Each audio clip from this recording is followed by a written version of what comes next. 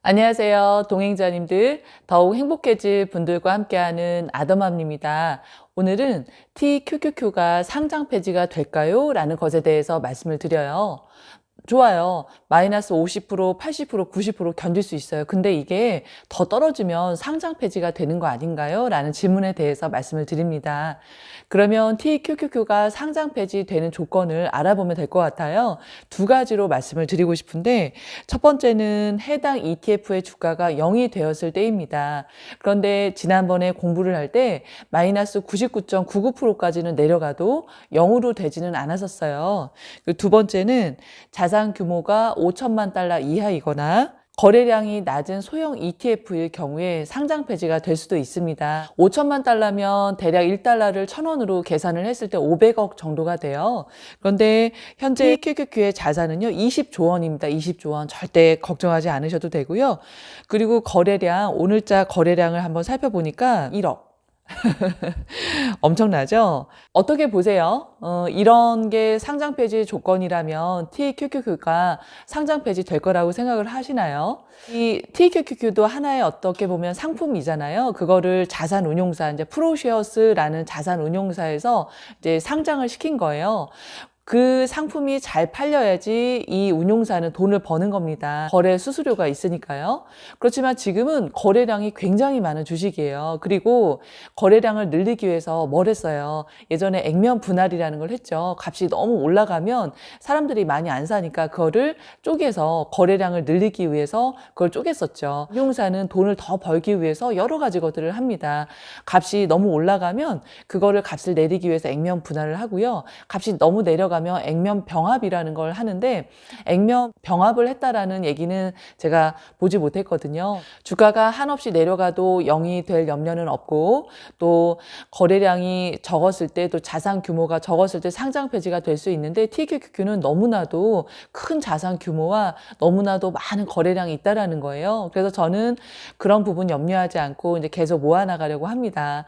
그래서 너무 깜찍하게 댓글 달아주신 동행자분 계세요. 적은 내 안에. 맞아요. 적은 내 안에 있는 것 같아요. TQQQ는 문제가 없는 것 같죠? 제가 이런 월간지를 보다가 좋은 내용이 있어서 한번 공유를 해드리려고 해요. 잘하고 있나요? 마인드 컨트롤. 누구나 마음이 흔들릴 때가 있다. 연인과의 이별, 지인과의 갈등, 일에 대한 불만족 등 일상에서 마주하는 크고 작은 일들은 마음을 무너뜨린다. 감정을 가진 인간인 이상 어쩔 수 없다고 하지만 중요한 일을 앞두고 들이닥친 마음의 풍파는 결과를 바꿔놓기도 한다.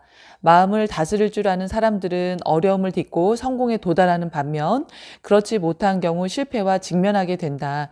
그래서 마인드 컨트롤이 중요하다. 세계 유수의 경기에서 빛을 발하는 스포츠 스타, 자신이 몸담은 업계에서 실력을 인정받은 인물, 학업에서 큰 성과를 얻은 학생들에게는 공통적으로 자신만의 마인드 컨트롤 방법이 있다. 내면의 힘이 단단해야 성공할 수 있다는 뜻이다. 마인드 컨트롤은 반복된 학습이나 인지 능력, 단련으로 완성된다. 긴장감을 이완해 평정심을 얻기까지 같은 행위를 반복하는 방법으로 말이다. 스트레스는 어떻게 받아들이느냐에 따라 차이가 극명하다. 같은 상황일지라도 고통스럽게 받아들이는 사람이 있는가 하면 어떤 사람은 발전의 과정으로 여긴다. 마인드 컨트롤의 핵심은 나의 감정을 객관적으로 바라보는 것이다. 마음이 뜻대로 흘러가게 하기 위해서는 우선 내가 어떤 상태인지 파악해야 한다. 마음에서 일어나는 변화를 확인하고 나에게 가장 필요한 말과 행동을 찾아가는 것이다. 한마디로 나에게 몰입하는 시간을 만드는 게 핵심이다. 두려움은 지극히 인간적이다. 마음을 가다듬는 과정에서 느끼는 감정이기 때문, 즉 마음 상태를 알리는 일종의 시그널인 셈이다. 2020년 도쿄 올림픽 양궁 국가대표 김재덕 선수는 경기에서 파이팅 넘치는 구호로 화제의 중심에 섰다. 알고 보니 경기에 대한 긴장감과 두려움을 해소하는 그만의 마인드 컨트롤 기법이었다. 경기는 2021년도에 열렸죠. 코로나 때문에. 그래도 이제 명칭은 2020년 도쿄 올림픽이라고 하는데 이때 그 젊은 친구 있죠? 김대적 선수 파이팅 하면서 정말 그 얌전하게 하는 그 양궁 경기에서 막 큰 소리 치면서 응원했던 기억이 나요. 너무 귀여웠고 그랬는데 이것도 마인드 컨트롤의 하나의 기법이다라는 걸 알게 됐어요. 마인드 컨트롤이 필요한 순간은 대개 부정적인 상황에 휩싸였을 때다.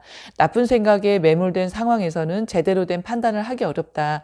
때문에 나를 둘러싼 부정적인 기운으로부터 벗어나야 한다.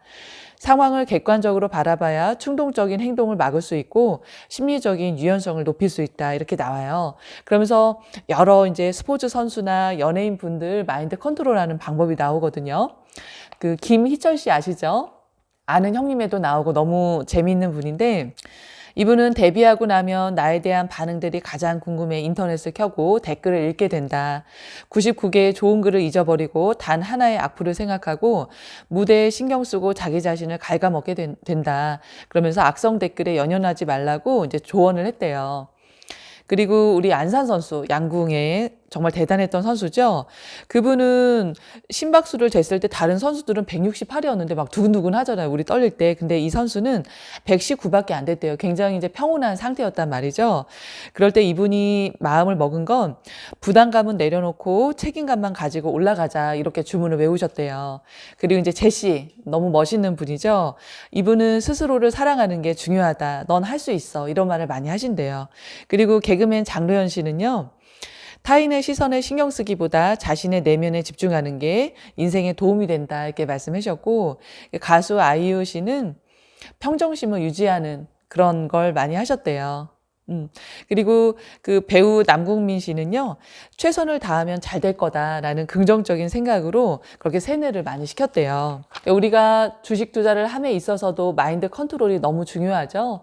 주식값이 내려가도 나중에는 오를 거다라는 그런 믿음, 그리고 이 TQQQ라는 레버리지 상품이 왜 두려운지 객관적으로 살펴보는 거죠. 정말 상장 폐지 위험은 없는지 이런 부분들이 다 확인이 된다면 뭐 아무리 많이 떨어져도 나중에는 오르게 되고 그런 믿음이 있어야 또 투자를 하게 되는 거잖아요. 그런 마인드 컨트롤을 잘 하셔서 나중에 돈으로도 부자 되시고 이렇게 정신적으로도 마음을 많이 단련해서 그런 스트레스가 발전적인 방향으로 갈 수 있게 하셨으면 좋겠습니다. 그러면 오늘도 영상 끝까지 봐주셔서 감사합니다. 다음 영상에서 찾아뵙겠습니다. 안녕히 계세요.